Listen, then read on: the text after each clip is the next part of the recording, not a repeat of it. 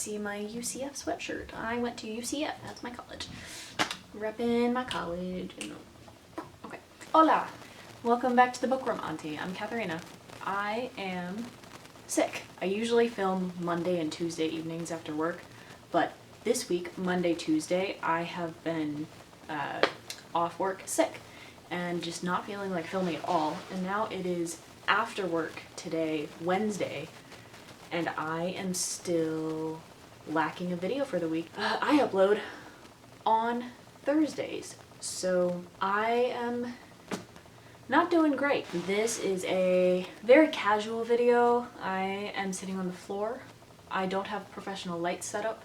I have a different mic I'm using, so hopefully this will work better than the last couple videos. Just so I wouldn't look completely decrepit on camera, I did put on a little bit of makeup. I'm going to do this as quickly as possible because I don't want to abandon my YouTube upload schedule this quickly. Yeah, let's get into it. It's going to be a bit of a low energy video. It's everything that I've read so far in 2024 and what I thought of it very quickly in order according to Goodreads. Let's get started. The way I count books that I've read is I count any book that I finished in the current year as a book that I read in the current year. That's how I track it on Goodreads. So there are 2 books that I finished on January 1st that I'm counting as reads for 2024, even though I did the majority of the reading in 2023. The first book that I read, it's 33 Days to Morning Glory. It's a devotion to Our Lady, and it ended on January 1st, so that was the last of the devotional days. This is a almost annual read for me, so obviously 5 out of 5 stars. It's great. The second book I read on Libby, I audiobooked The Elite and The One, the second and third book in the Selection series. They're fun fast food reads. They don't require a lot of thought, and the main character and the love interest, they deserve each other. They're both terrible people. I have nothing else insightful to say about the series. They're kind of shallow in a fun way when you just need a light read. Next I read so I'm in 2 book clubs. I know I mentioned the one book club I'm doing Harry Potter with. I also am in a virtual book club with some high school friends back home. In December, we read and then I finished January, was Deck the Donuts. Really lighthearted. It's not super serious, it's just light and it's fun, and it was Christmas themed, and there's a subtle romance, and it was very fun. Now we get into all of my D&D books. I play a lot of Dungeons and Dragons. I am a game master, so I host a lot of sessions and games and things. So I have a lot of content books. This year I actually bought a lot of books to increase the amount of content I was pulling from and just to get some more of the expanded rules and that kind of thing. So I'm gonna go through those because yes, they are on Goodreads and they count because I read them. The first one I read was Xanathar's Guide to Everything. This is good. I appreciated the rule expansion. It's one of the main ones. Then I also read Monsters of the Multiverse. This one is just an expanded list of different monsters and their stat blocks and abilities and those kind of things. It's an addition to the monster manual, so it just gives you some more creatures and some more enemies to work with for your players to fight. Then, and I read the 3rd book in the rules expansion set, which is the Tasha's Cauldron of Everything. This one has some of my favorite subclass options. I think this is the one that includes the Bard's College of Eloquence. Next, I'm also a big fan of Critical Role. Critical Role is a live play Dungeons & Dragons YouTube channel and podcast. They have full, over 100 episode campaigns that they play live, and you can watch the stories develop. They have really great stories. They have 3 different books, and I'm about to show you all of them. The first one that I read this year was their campaign book, The Call of the Netherdeep. They wrote a campaign inside of their world setting, so I read this. It's good. I want to host this for my players at some point. Next, I read their Tal'Dorei Reborn campaign setting guide. This is probably my favorite campaign setting book ever. It's so gorgeous. I will not show it to you because it includes spoilers for the end of the first campaign, which you should watch. It had me in tears. It's such a great story. Then I read their Explorer's Guide to Wildmount. This is also excellent, just full of information, and I hope to include some information in my campaigns. These. Next, I read Guildmaster's Guide to Ravnica. Then I read Sword Coast, Adventurer's Guide. Yeah, so this one is also good, not much to say. That's it for D&D books for the moment. There's one more that I read throughout in the year, but that wasn't until a little bit later, so we'll get to that in a bit. I read Just Stab Me Now by Jill Barra. She's a YouTuber who do this series of shorts of kind of parodying the common tropes you see in fantasy and romantasy, and then paired it with a modern day storyline, and they interact, and it's just all kinds of hijinks. So this is very fun. I really enjoyed it. Next, with my virtual book club, I read Trust of the Emerald Sea.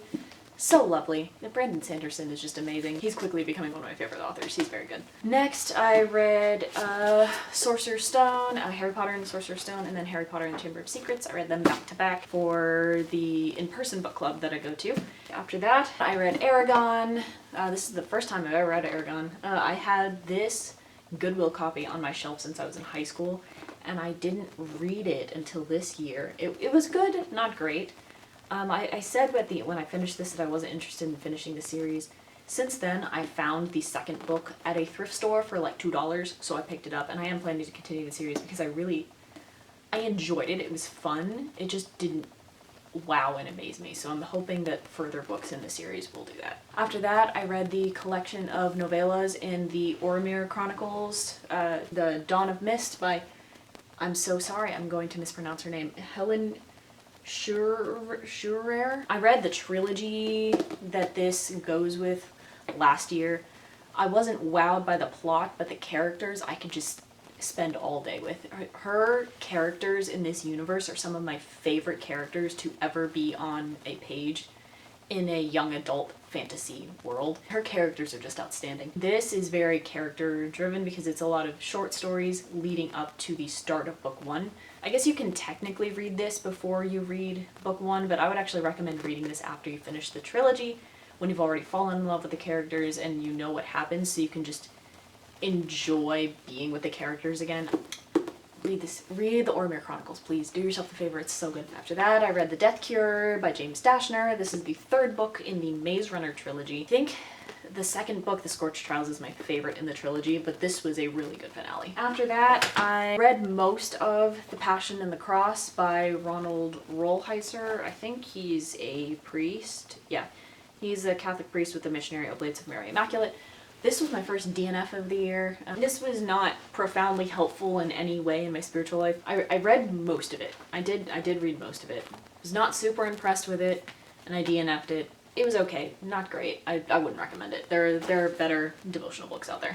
After that, I read A Darker Shade of Magic by V.E. Schwab. I wasn't outrageously impressed with this. I really enjoyed the characters in this book. I thought the world was fascinating. The plot leaves something to be desired. I know that I said in my Goodreads review that I wasn't going to continue this series, but then there was a really good deal on the whole trilogy of these books, so I bought them, and I'm going to give this book another chance. I really like V.E. Schwab's writing, and I don't want to write off this book so quickly. After that, this was not something that I read all in one go. This was like a 40-day thing. It's the Daily Inspirations for the Purpose-Driven Life. After that, I finished, oh, this isn't even on the front page. This is Vita Consecrata. What is it in English? It's the post-synodal apostolic exhortation of the Holy Father John Paul II. This is his exhortation to consecrated and religious people, and those wishing to pursue consecrated and religious life in some way. And John Paul II is one of my favorite saints of the 20th century. So I read this as part of Lent, and then a little bit after that. After that, I finally read Frankenstein. This is a book that my brother read in high school, and he really loved it, and he talked about it quite a lot. I finally got around to it this year, and I enjoyed it. I'm gonna start doing this more quickly because I'm losing energy like crazy, and I'm so tired, and I just don't feel good at all. After that, I read my final D&D book so far of the year, which was Curse of Strahd campaign. After that, I read the short story Arch Conspirator by Veronica Roth. She's one of my auto-buy authors now, and I haven't made it through her entire catalog of books yet, but I want to. This was good. Had some complaints. They're on Goodreads. You can find them there. Next is a book I read on Libby, so I don't have the physical copy, and I don't plan to buy it because I didn't like this book. Check and Mate by Ali Hazelwood was a major disappointment. I liked the beginning of Check and Mate, and that's it.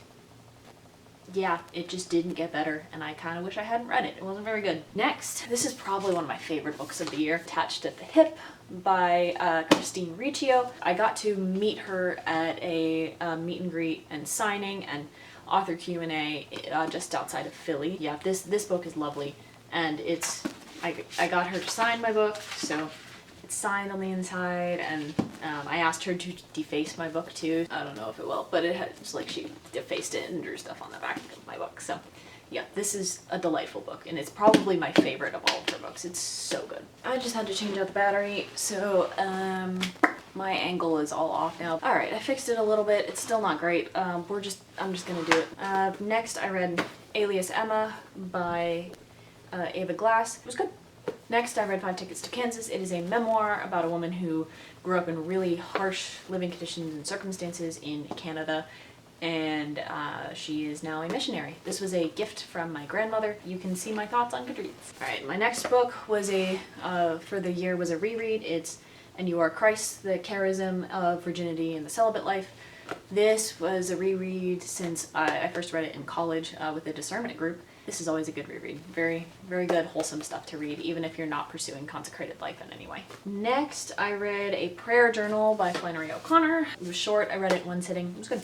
Next was a reread of Brandon Sanderson's The Final Empire. It's the first Mistborn book. This was a delightful reread. I love this book so much. After that, I read the first book in the Myron Bolitar series by Harlan Coben, Dealbreaker.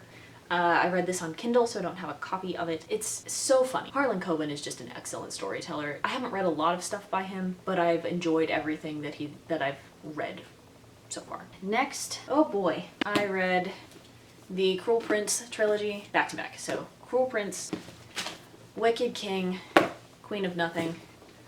Loved this, liked this. First two enthralled me. The third one was a decent finale, but I had some complaints. That's about all I can say. Ow, my wrist! Why did I do it like that? After that, I read How the King of Elfhame Learned to Hate Stories. After that, I read Book Lovers by Emily Henry. This was a really great book. The main character, Nora, really connected with a certain part of myself that I didn't realize I needed to see represented in fiction. Yeah, this was excellent. It was quite lovely. It's probably my favorite rom-com that I've read since Love Hypothesis like a year and a half ago. After that, I finished Prisoner of Azkaban. I read most of this in a single day. This again, the whole series is a reread for me for the book club in person that I'm attending. This was the next one. After Prisoner of Azkaban, I read Critical Role, Vox Machina, Kith and Kin. It is the Critical Role stuff that I told you about earlier. They also have a couple books set in their world. One of them follows the twins Vex and Vax from the first campaign, and it's a bit of their story before the campaign started. I audiobooked it through Audible. I do not have a hard copy. After that, I reread Queen of Shadows. This is probably my favorite young adult fantasy series. After that, I read The Invisible Life of Addie LaRue. I have a book chat for it on my YouTube channel. It was the first video on this channel, so go check it out if you want my thoughts. After that, I read Lauren Oliver's adult novel, Rooms. Lauren Oliver is my other autobi author, other than Veronica Roth.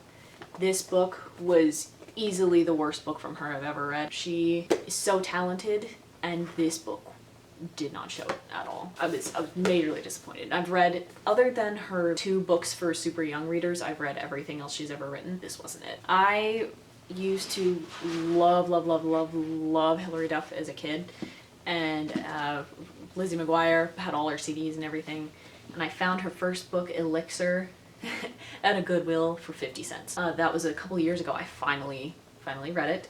I won't be continuing the series, let's put it that way. After that, I read Caraval. Oh, I love this book.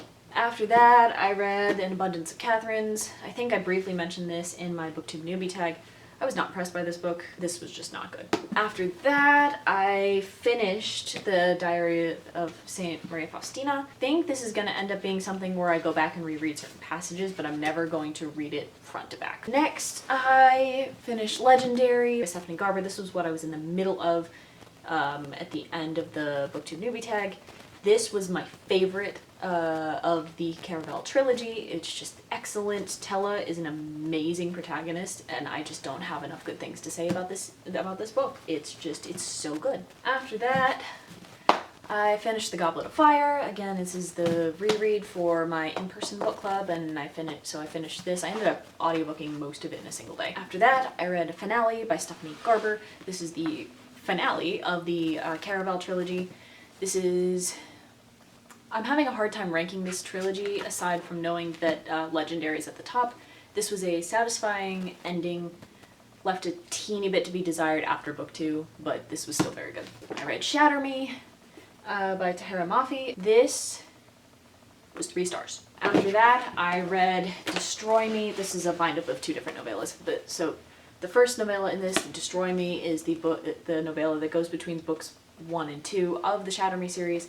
The novella was excellent, and you need to read the novellas to understand the series better. I read Unravel Me, the second book in the Shatter Me series. This one was significantly better than the first one. Characters were more well developed, and I really liked it. And then after that, I read the second novella of this series, Fracture Me.